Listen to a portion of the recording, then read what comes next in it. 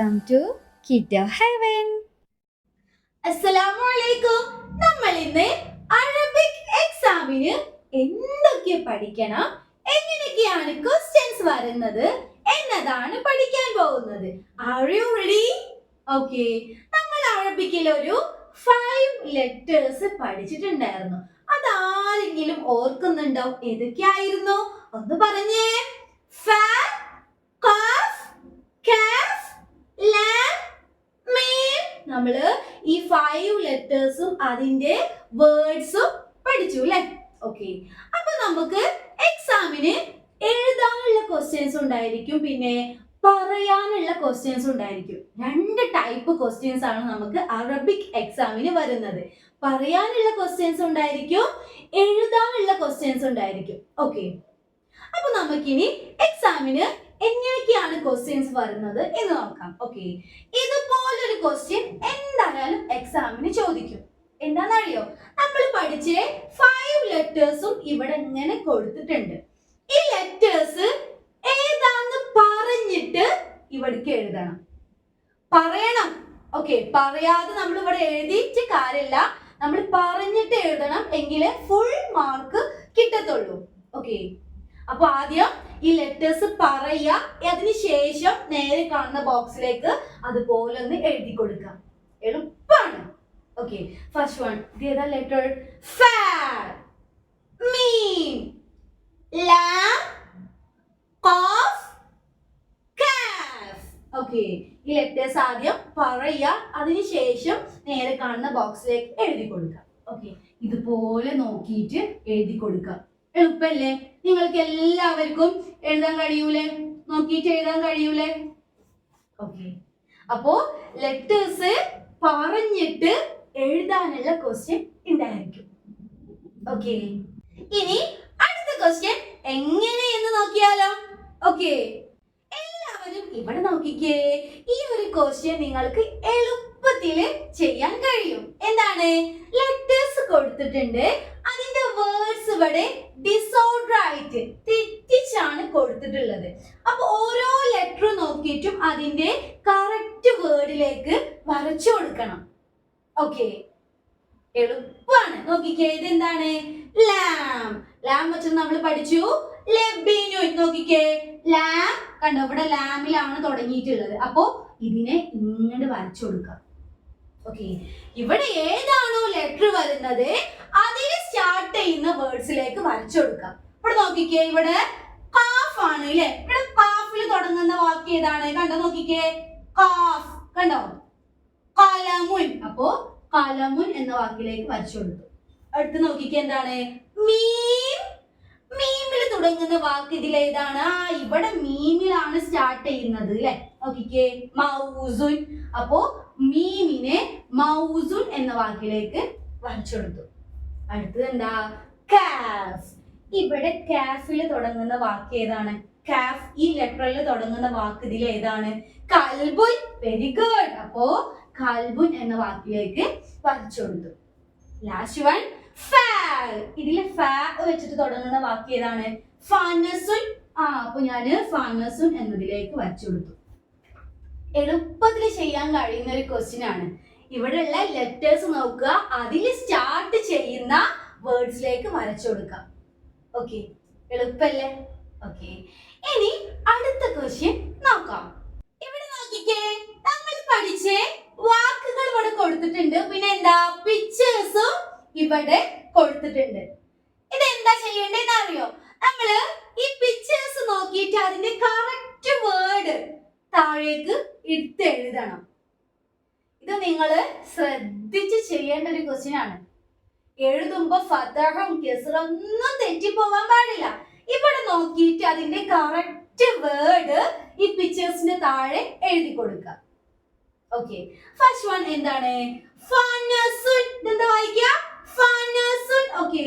ഇതിൽ ഏതാണ് ഫനസുൻ? ഫനസുൻ എന്ന് പറഞ്ഞാൽ എന്താ? ജാക്ക് ഫ്രൂട്ട്, ചക്കയ്ക്കാണ് ഫനസുൻ എന്ന് പറയുന്നത്. ഇതിൽ ഏതാണ് ജാക്ക് ഫ്രൂട്ട്? ഇതാണ് അല്ലെ? അപ്പോ ഈ ഫനസുൻ എന്ന വാക്ക് ഇതുപോലെ ഇവിടേക്ക് എഴുതണം.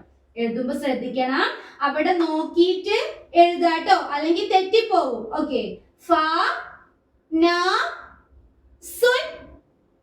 ഓക്കെ, അടുത്ത വാക്യം എന്താണെന്നറിയോ? മൗസുൻ. ഇതിലേത് ചിത്രാണ് മൗസുൻ?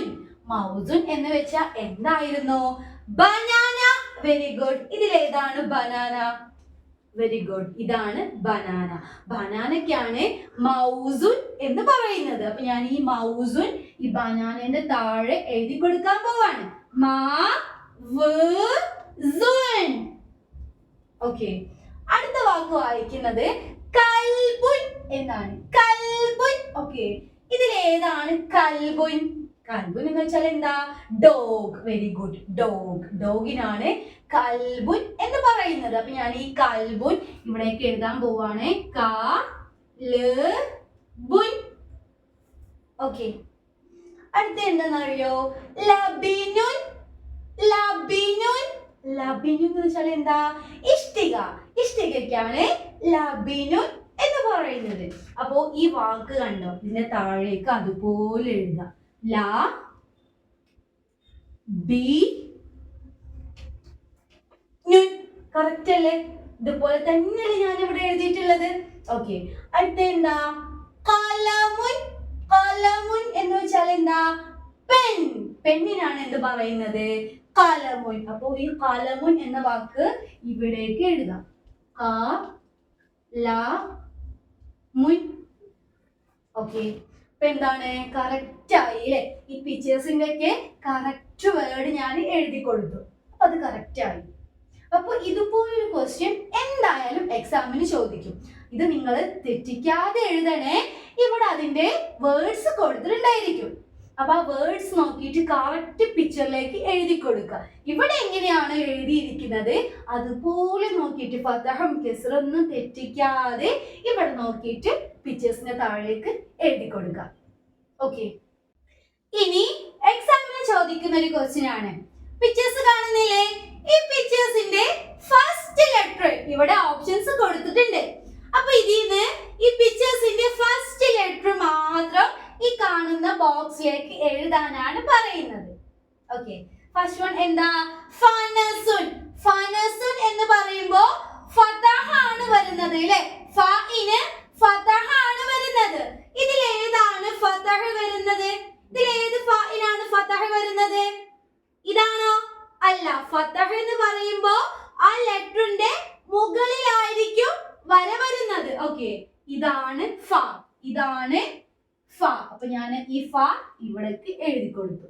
ഫനസുൻ എന്ന് പറയുമ്പോ ഫസ്റ്റ് ലെറ്റർ ഫ ആണ്. ഫ എന്ന് പറയുമ്പോ ഫഇന് ഫതഹ വരും. ഓക്കെ, അടുത്തത് കൽബുൻ.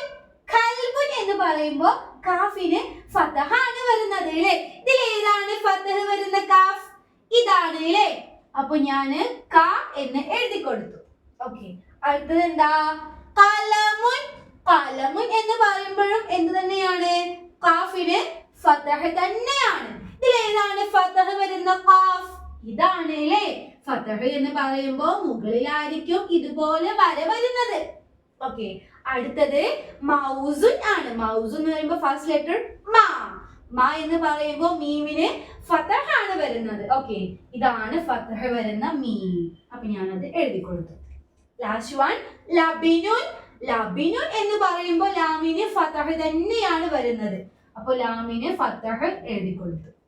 ഓക്കെ, ഇതുപോലൊരു ക്വസ്റ്റ്യൻ നിങ്ങൾക്ക് എളുപ്പത്തിൽ ചെയ്യാൻ കഴിയും. കാരണം എന്താ? നമ്മൾ ഫതഹ വരുന്ന വാക്കുകളെ പഠിച്ചിട്ടുള്ളൂ. നമ്മൾ കെസറും ലമ്മിന്റെ വാക്കുകളൊന്നും പഠിച്ചിട്ടില്ല. നമ്മള് ഫതഹയിൽ സ്റ്റാർട്ട് ചെയ്യുന്ന വാക്കുകളെ പഠിച്ചിട്ടുള്ളൂ. ഫനസുൻ, കൽബുൻ, ഖലമുൻ, മൗസുൻ, ലബിനുൻ, ഇതിനൊക്കെ ഫതഹ ആണ് വരുന്നത്. അപ്പൊ ഇങ്ങനെ ഒരു ക്വസ്റ്റ്യൻ നിങ്ങൾ കാണുമ്പോൾ എന്ത് ചെയ്യാ? ഇതിൽ ഫതഹ വരുന്ന ലെറ്റർ ഇവിടേക്ക് എഴുതാം. നിങ്ങൾ ഫതഹ മാത്രം നോക്കിയാൽ മതി. ഓക്കെ, ഇതിലൊക്കെ ഫതഹ വരുന്നത് നിങ്ങൾ നേരെ കാണുന്ന ബോക്സിലേക്ക് എഴുതി കൊടുക്കുക. ഈ ലെറ്റേഴ്സിൽ ഫതഹ വരുന്ന ലെറ്റർ നിങ്ങൾ ഇവിടേക്ക് എഴുതി കൊടുക്കുക. അപ്പൊ നിങ്ങൾക്ക് ഈ ഒരു ആക്ടിവിറ്റി എളുപ്പത്തിൽ എക്സാമിന് ചെയ്യാൻ കഴിയും. നിങ്ങൾ ഓർത്ത് വെക്കണം, എന്ത്? നമ്മള് ഫതഹയിൽ സ്റ്റാർട്ട് ചെയ്യുന്ന വാക്കുകൾ മാത്രമേ പഠിച്ചിട്ടുള്ളൂ. അപ്പോ ഇവിടെ ഫതഹ വരുന്ന ലെറ്റർ ഇവിടേക്ക് എഴുതി കൊടുക്കാം. ഓക്കെ, ഫതഹ എന്ന് പറയുമ്പോൾ ലെറ്ററിന്റെ മുകളിലായിരിക്കും ഈ വര വരുന്നത്.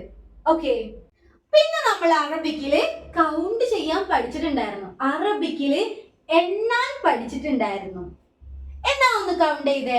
വാഹിദ്, ഇത്നാനി, സലാസ, അർബഅ, ഖംസ, സിത്ത, സബ്അ, സമനിയ, തിസ്അ, അശറ.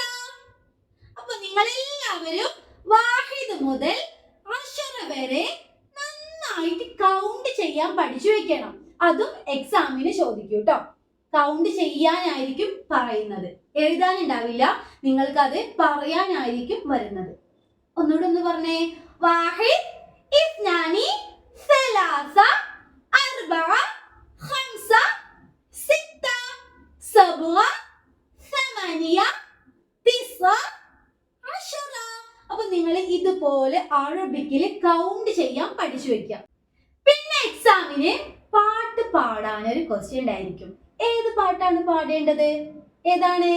ഇസ്ലാം കാര്യം. Very good. അപ്പൊ നിങ്ങൾ എല്ലാവരും ഇസ്ലാം കാര്യം എന്ന പാട്ട് പഠിച്ചു വെക്കാം. ഓക്കെ, നമുക്കൊന്ന് പാടി നോക്കിയാലോ. ഇസ്ലാം കാര്യം അഞ്ചാണ്, അവകൾ അറിയൽ ഫർളാണ്. ഈമാൻ ഇസ്ലാം അറിഞ്ഞില്ലെങ്കിൽ നരകം അവരുടെ വീടാണ്. കെളിമ ഷഹാദത്തൊന്നാണ്, നിസ്കാരം അതിൽ രണ്ടാണ്. ഇസ്ലാം കാര്യമിൽ മൂന്നാമത്തത് മുതലിനുള്ള സക്കാത്താണ്.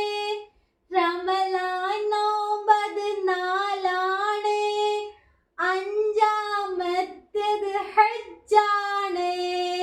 മുതലും വഴിയും ദേഹസുഖവും ഹജ്ജുൽ ബൈത്തിന് ഷർത്താണ്. അപ്പൊ നിങ്ങൾ എല്ലാവരും ഈ ഒരു പാട്ട് ഇതുപോലെ പഠിച്ചു വെക്കാം.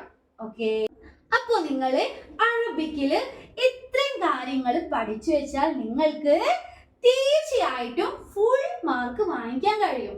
എല്ലാവർക്കും ഫുൾ മാർക്ക് കിട്ടട്ടെ എന്ന് ആശംസിക്കുന്നു. Wish you all the best. Like and subscribe.